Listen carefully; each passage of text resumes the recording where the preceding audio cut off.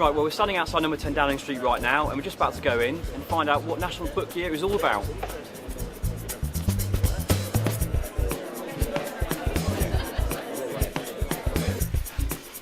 Well, we hold lots of meetings here, but I don't think there's any get-together that is more important than this, because 2008 is the National Year of Reading.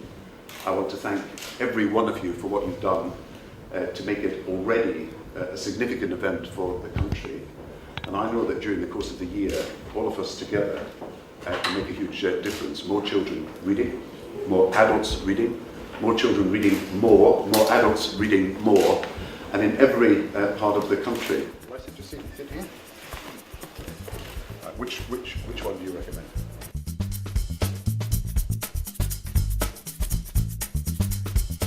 We've just been chatting to the Prime Minister in his conference room and we've just found out from Ed Balls, the Secretary of State for Children, Schools and Families, that 15% of young people aren't read a bedtime book at night. We're going to ask Ed Balls what he thinks about this, as well as a few other questions. So, Mr. Balls, can I call you Ed, is that right? You can call me Ed, yes. Ed, can you tell us what you hope this book plan, or book year rather, will achieve? I want to have more parents and young people reading all across the country, and I think in our libraries today there's more books. There are great authors, the bookshops are, I think, increasingly good places to go, but we need more people to be going along reading and taking advantage of the fun, but also the learning which can come from reading. So I want to get more people reading. Excellent. And we had a couple of questions submitted on the topic of reading. Yep. They're both to do with a recent report that came out, I don't know if you're aware of this, about Britain falling to 17th Yep. from 3rd in Europe for reading, or perhaps even worldwide. And we're wondering what your thoughts on that. Tom Voke has asked if young people as young as 7 can't properly read, how are they expected to follow the curriculum? It's really important that every young person is taught well to read in school, and that by the time they're going to secondary school, they've got the basics, reading and maths, sorted out.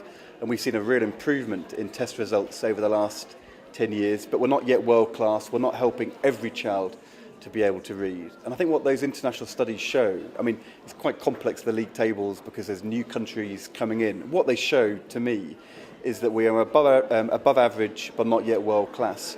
And that the challenge of reading and literacy for our society is not simply about what happens in schools, it's also what happens in the home.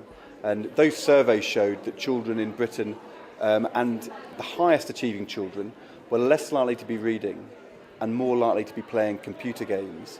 And internationally, if you're playing computer games more, then you tend to do less well in reading.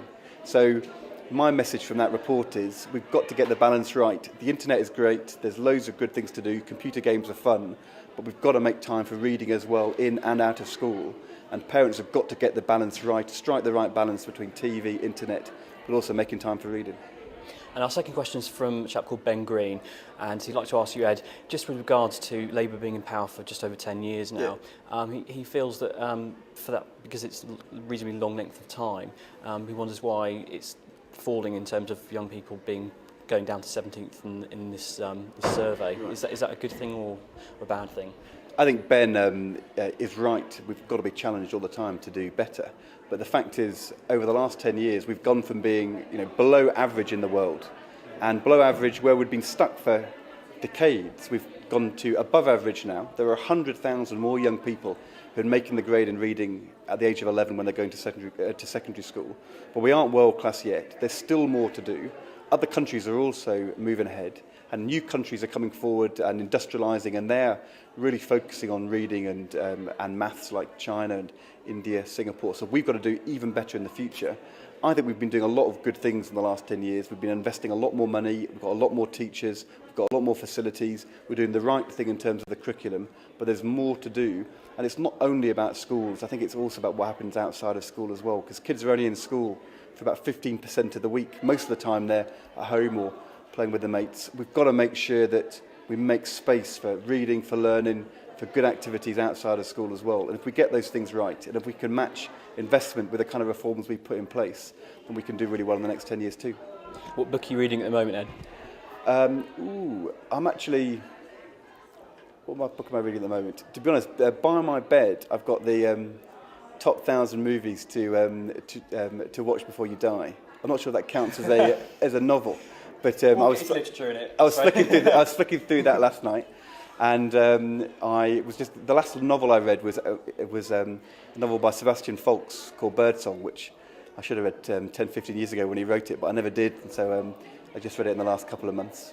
And what else have I been reading? The problem with doing these government jobs is we go home every night, got this big pile of papers, and by the time you got through that, all over the place, yeah. You then collapse with tiredness. But I always make sure that every holiday I read 2 or 3 novels, and in the summer 5 or 6, and obviously read to the kids as well.